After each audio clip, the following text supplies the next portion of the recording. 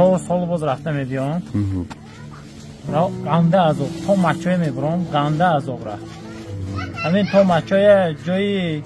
همین 60 کیلومتر به 5 ساعت 6 ساعت میبرویم هر بار میبیام یه بار صبح نشان میدیم پیش من اوپل که تو آمدگی بودم اینجا به این درد رفت موندم به توروی زده سرسانم برو آمده 3-4 شب من چوخونی ایرپورت به خور رفته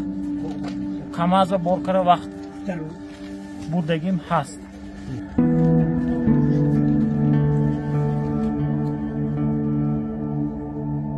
برای همین وقتی راه را دارید در این زمستان بسیاری راه راه وزمین است بسیار ماشین ها از اون میکشن ولی در براسای برمادن میمانن و همین وزمی مثال 12 تن 10 تن مثال من همین بار گرفته میبیام همینجا در همین باب میمانن در همین راه ها بسیار همین راه ها باید مثال مشکلی از اونش موله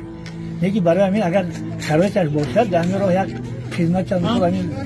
ناحیه اینمی یا که مثال از ولایت می همین یک یاردم کنگی همین ناحیه اینمی خیره شد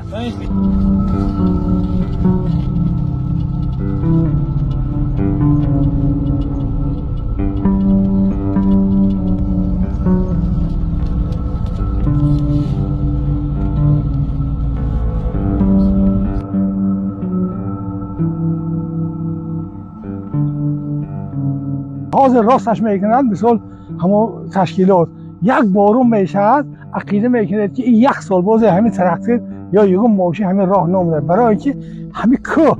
بارون شد شغل سنگ میبره راه محکم عقیده میکنند کار میکنند نه که شب و روز همین راه سازا راه تازه میکنند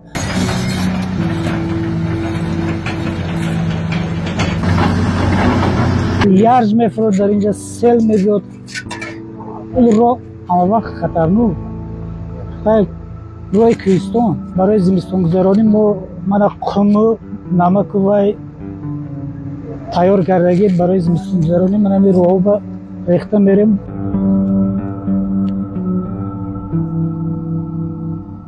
همین پلان گرفتن که راه تا همین شهر که مهران گویم راه اسفالت ماشینگر راست میشه اگه خدا خواهد گفت در همه سال نمیگفتند زندگی کردن حال هم ما با همین که خدا خواهد میشه صاحب راه میشه